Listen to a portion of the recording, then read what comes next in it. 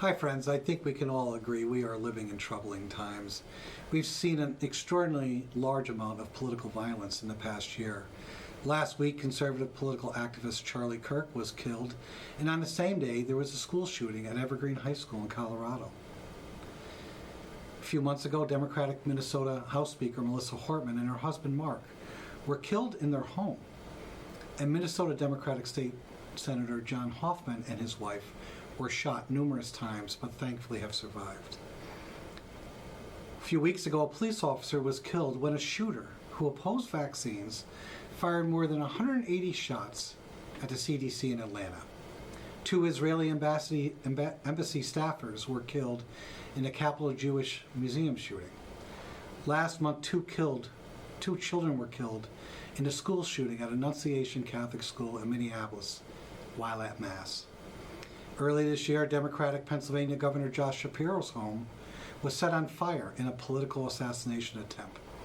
And as we know, during the presidential campaign of 2024, there were shootings at the campaign office for Kamala Harris in Arizona, and not 1 but 2 assassination attempts at President Trump.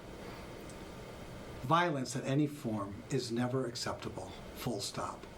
Sadly, extremists tend to fuel the fire with comments which is not productive, which has led to discussion about toning down the rhetoric and civility. I agree 100%, but we must be part of the solution to help solve the problem. I have some thoughts on what we can do, and I would like to share them. If anyone spends any time on social media, and of course we all do, we unfortunately see too many hateful comments and even calls for violence on a regular basis. I receive a lot of emails, and I also see the discourse on my own social media pages.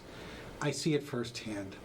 And when someone emails me or reaches out, even if they have had a lot of hate in their heart in their comments, I will give them a call, because I have found that many times the person walks away after a conversation as a different person once they've had the opportunity to be heard and or a fuller understanding of the issue that they originally commented on.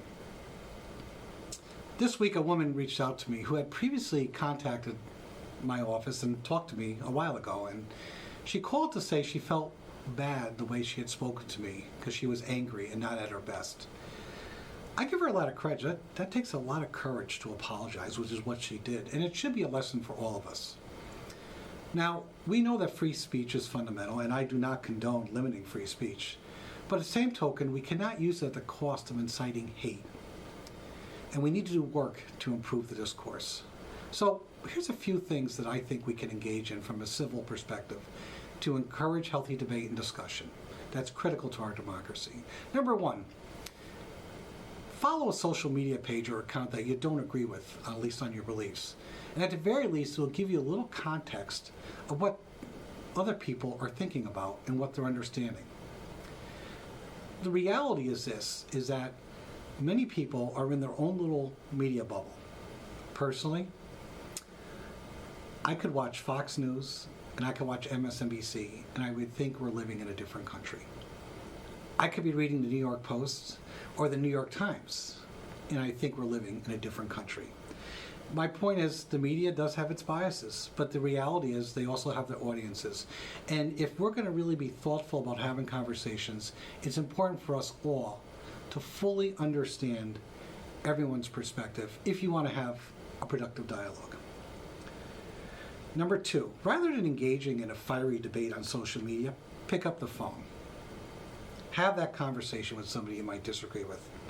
Like I said earlier, this happens more often than you think, at least in public office, but in humanity, it goes a long way as well.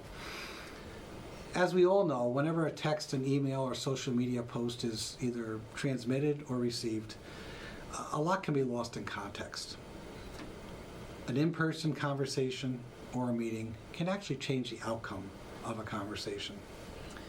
Number 3, when posting on social media, think about the following. Am I engaging in name-calling or making points based on fact, or is it on fiction? Is the information I'm sharing factual? I have to be honest with you, when I listen to constituents, when I see things reported in various media sources, I always say, is this true? I've had friends text me saying, is this true? And, let's face it, the issues are complicated. Some parts of it may be true, some may not. The fact of the matter is, it's important for all of us, before we post something, to really understand, am I posting something that's going to help somebody, or is it going to hurt somebody? You're free to share your opinion, and that's perfectly fine. Quite frankly, a lot of people will post about certain ideas they want to see happen, or certain things they don't want to see happen on public policy. We welcome that conversation and dialogue.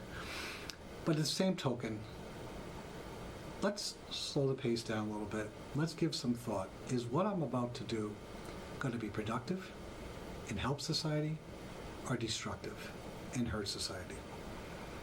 I hope that helps. I appreciate your attention. And as I always say, if you got an issue, hey, give me a call. 518-365-2569 or mcdonaldj@nyassembly.gov. Thank you.